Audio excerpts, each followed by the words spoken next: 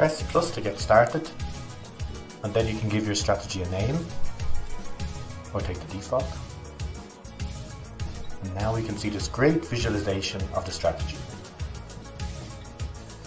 Firstly, you can pull out a price aligned depth chart, and then grasp the strategy itself. Pull on this blue bar to tell it how much of the history you want to use, and adapt the red bars to indicate the buy and sell margins. This green label in the middle is important. If it's green, you're going to make a gain, given the current parameters. And this gain is after exchange fees have been calculated.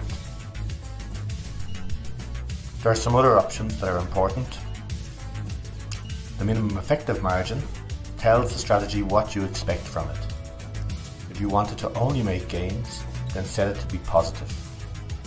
Otherwise, you can set it to be negative, as I'm doing here, which allows the strategy to continue trading after the price has gone outside the area that you're trading in.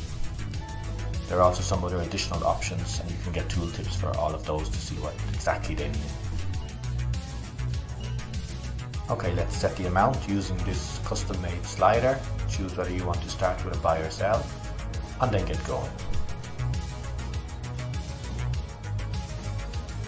So the order is placed by the strategy. If we hover it, we see it owns this order.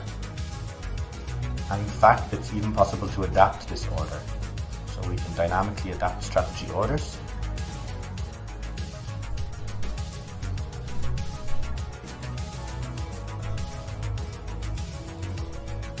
And what's also possible, of course, you can run more than one strategy on a currency pair. So we can add another margin maker here with some different parameters, and maybe start it with a sell. You can play around with that.